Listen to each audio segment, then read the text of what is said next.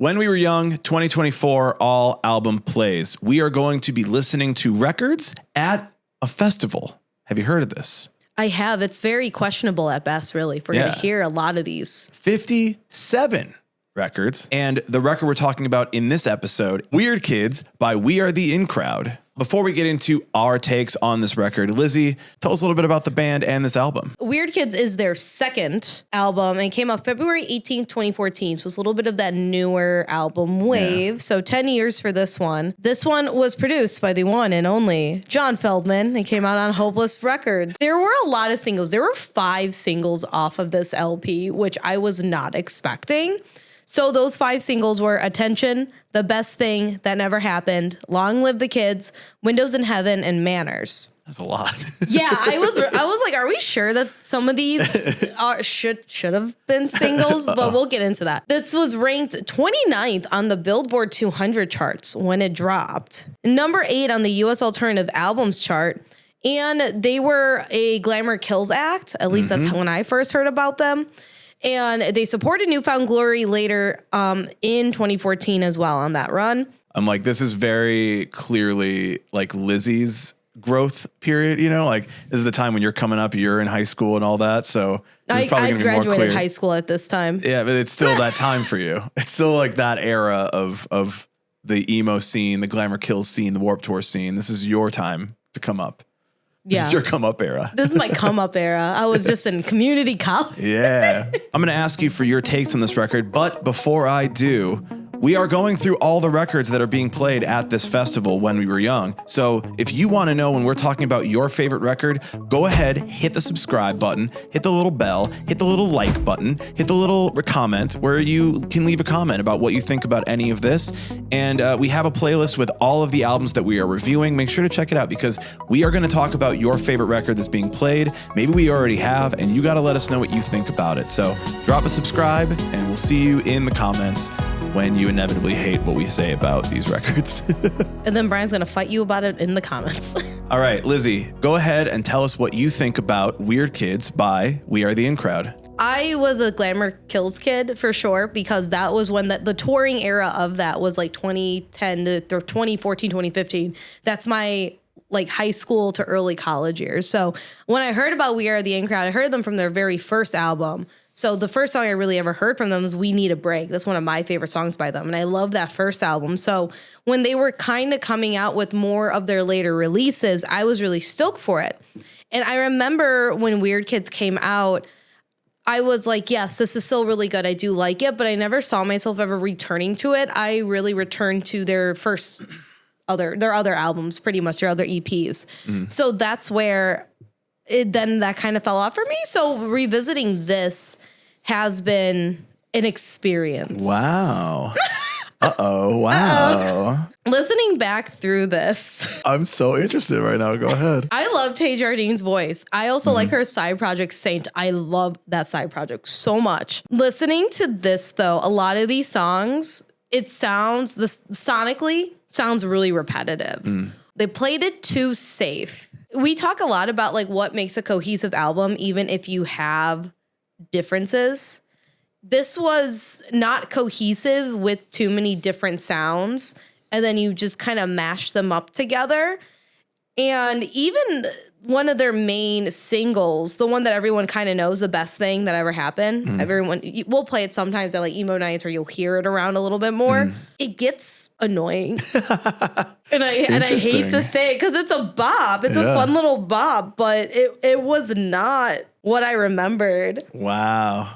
So again, they had 5 singles. The 2 that I was really surprised they made singles were Windows in Heaven and Manners, just because they're like slower. And I understand having at least one slow song or ballad as a single. You didn't even have to do 2. You didn't have to do it, homie. And I've seen them live. They're fun, but I've seen them live before this album.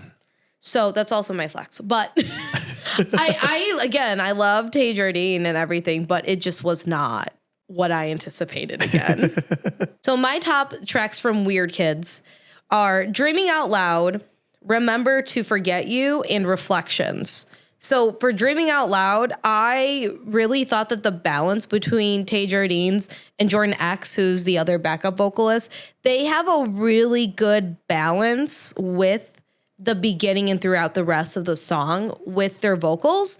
And it just elevates the sound a little bit more and it makes it more fun. My second one, Remember to Forget You, it's really catchy and dancey. And again, they have very balanced vocals with it. And that's something I'm used to in more poppy sense. This is more of a poppy song. So I thought for what it was, I really liked it. It's fun. You could dance around to it. Good like summer song. And the last one was Reflections. It's the last song. Mm-hmm. And this one has more of a summery coming of age, like we're wrapping up the album. I thought it was very solid. That's kind of where that ends for me. The ones I wasn't super psyched about from Weird Kids are Manners, Come Back Home, and Windows in Heaven. Manners was Manners and Windows in Heaven are 2 of the singles, 2 out of the 5 singles here. So I didn't like those. I also re-listened to this without looking up what the original singles were. Mm. So when I went to go research a poll, like these are our singles, I'm like, oh, okay. Yikes. Manners didn't do a lot for me, didn't hold my attention. It was just kind of there. It just felt like it was a ballad to be a ballad. It didn't really impress me personally. Come Back Home, I understand having more ballads. But again, it doesn't add that much value to the essence of the LP. It could have been replaced or maybe just like picked up a little bit more in tempo compared to everything else they had. And then Windows in Heaven, it's one of the singles I was on the fence about because originally I'm like, it's catchy and it's soft, but it didn't, again, it just felt like it was there. And I understand there's like a sentimental background for that song through my research. Yes. It just did not catch me in the way that I thought it would have. But I was very much on the fence with it for a bit. But I re-listened to it and I said, this does not have me running to hit like. This makes me kind of want to skip it. Wow. And just go into another song that's a little bit more high energy. But I also associate We Are the In Crowd with very like high energy, poppy type of music. So when it's not that and they're focusing more on things that aren't that, I'm a little bit thrown off. Well, let me tell you what I think about Weird Kids by We Are the In Crowd. Shockingly, I actually really like this record. Tables have tucked I know. This is a shocker. Normally, when Lizzie has listened to a record first, I am maybe not a fan, but and that might be the opposite here. But I actually did kind of like this record. I understand that this record is a pop record. Yeah. It's not really a pop punk record. It's a pop record. It is a pop rock, if anything. But this is definitely made for the mainstream. And being the year that it came out, 2014. In my mind, I was like, this is some Disney Channel ass rock. That's what this is for. It's for a younger crowd. It's for a younger audience. It's called Weird Kids. There's a lot of stuff in there that's like very clearly written for like a high school audience, a coming of age audience, like you said.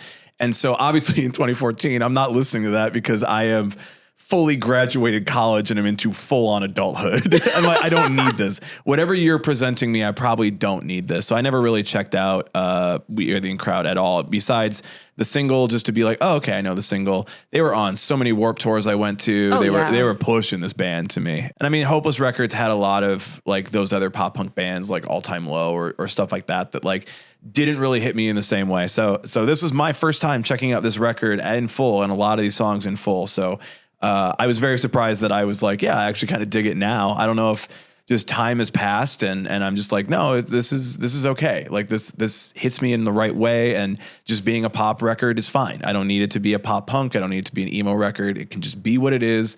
And I'm fine with it. And I was happy. There was a lot of theatricality there. I knew it was John Feldman just from listening to it.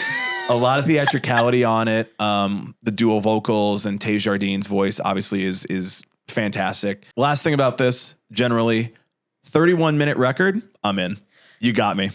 Perfect. Yeah, that's fair. 31 minutes long, amazing. This record was done. I was like, put it on again, dude. Hell with yeah. like a lot of these records we reviewed, I was like, why are these so fucking long? Yeah. And then this one, like, zoomed right through 31 minutes. 31 minutes in and out. We are good. I love it. I love a short record. Big fan of it. Especially when like the songs are not super long. It's not like 8 songs over 31 minutes. It's like, no, we did what we needed to do with these tracks. I always love that. I always love when you can like be not efficient. It's not a race, but more like I'm writing a good song and I've said what I need to say with the song. I don't need to say extra stuff. I don't need to make it longer. I can just say what I need to say and the song is done and the song is good. You're being concise. Conciseness, not efficiency. Conciseness. Concisity. There you go. My top tracks from Weird Kids. Remember to Forget You. We agree on that one. I do like that song quite a bit. The album closer, Reflections, I did like. I did like Manners too. Like I said, the start of the record was so. It has the main single, Best Thing, and it has the opening track, which is much more theatrical. So I thought by Manners, like kind of bringing it back a little bit and being a little bit more lyrical, I was like, oh, okay, this is cool. They're showing in the first 3 songs what they can do on this record and what they're going to do. So I felt by that song, it's actually giving me a sense of what this record's going to be. And I think just starting it off with that, I was like, okay, I'm fine. Like not as a whole, but like I'm just hearing this is the 3rd song I'm hearing by them. Right. So now I'm like, oh, this is good. I don't mind it. But Reflections was a great way to end the record too. It's a ripper. It's a little ripper on ripper in there, which I mean, there's a lot of albums that we've listened to that they end it with like this big dramatic thing. And it's like, don't do that. Give me a fucking ripper to end the record. And so thank you to We Are the In Crowd for giving me that at the end of the record. Thanks for switching it up eventually because, there's a lot that we reviewed so far. And we're like, why do like 6 of you bands have this like 6 to 10 minute song at the end? We move past the need for that in society. If you make a 31-minute record and the last song is 10 minutes, it's like 20 minutes on the rest. You could have just spent a little bit more time making a little less time. And then, Remember to Forget You. I think that's just a super catchy song, super fun to listen to.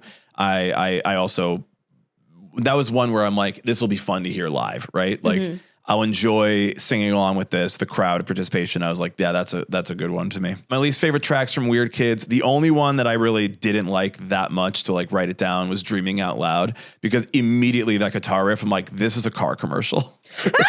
Stop. This is for the new Ford F-150, and you hear that guitar riff in there. It is such a car commercial ass riff. It's also how I knew John Feldman did this, because I'm like, there's no reason that this riff goes with everything else. You had mentioned that it didn't feel cohesive, and that was one of the places where I really noticed that it didn't feel cohesive, was that guitar part in this song. It really took me out of it. I think the choruses and I think the other parts of it are okay, but I think it just doesn't fit. It doesn't fit well with all the parts together in the same song because of that riff. And it just feels like we wrote this for a commercial. We wrote this for placements in something, and that's not unheard of. Like people have done that. Fall Out Boy did it for stadiums. So, there's Fall Out Boy who did that. And, I can't believe the slander we've gotten. I'm just saying, Fall Out Boy wrote some stadium ass rock, and this is a stadium ass rock. They have good stadium ass rock. What do you mean? Okay. If you like stadium rock, check out Dreamin' Out Loud by We Are the In Crowd.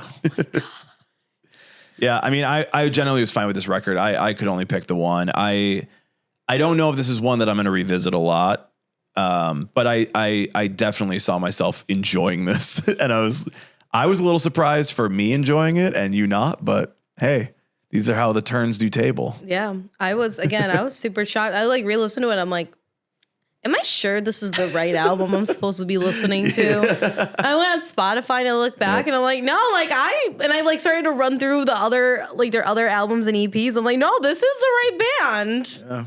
This is a very, This War Is Ours for me and Weird Kids for you. This is very interesting. I'm enjoying the battle here. It's fun. So that was our thoughts on this record, Weird Kids by We Are the In Crowd, but we are not the only ones who thought something about this record.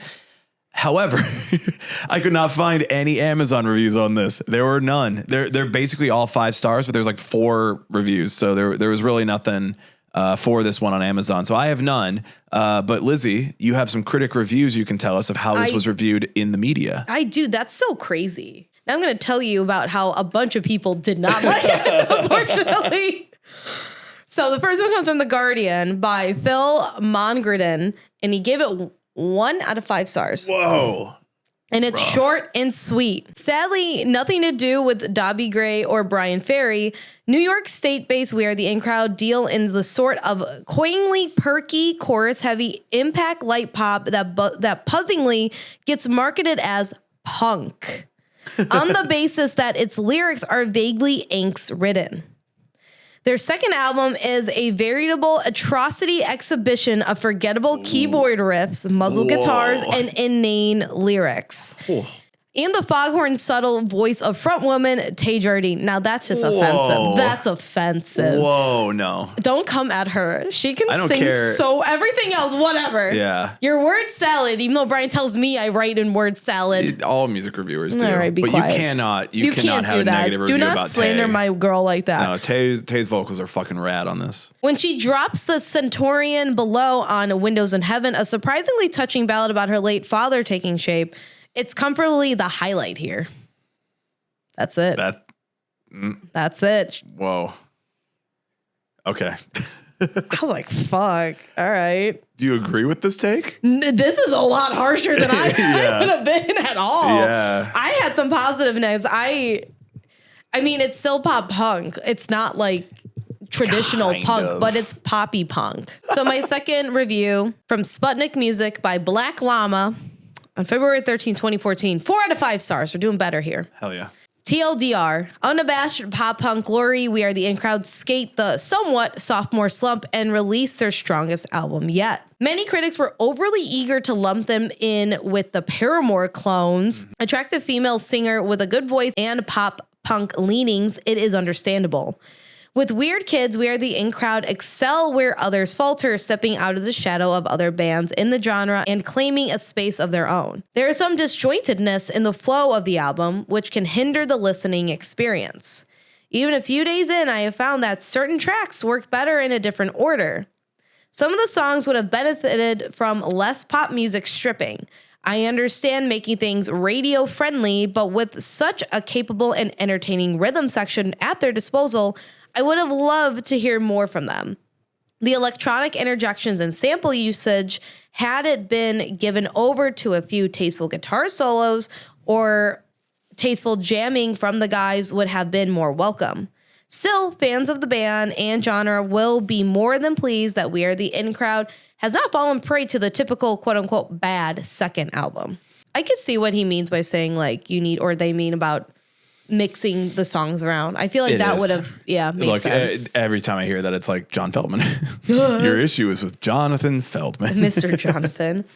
Give some synths over to the guitar parts. Why would John do that? A lot of these people were a lot harsher than I really thought that they were going to be in some of these reviews. Well, I thought this was going to be something that had a lot of positive response, honestly. And it's very rare. I am on this episode beating the I don't like music allegations. Absolutely I'm finally wild. doing it.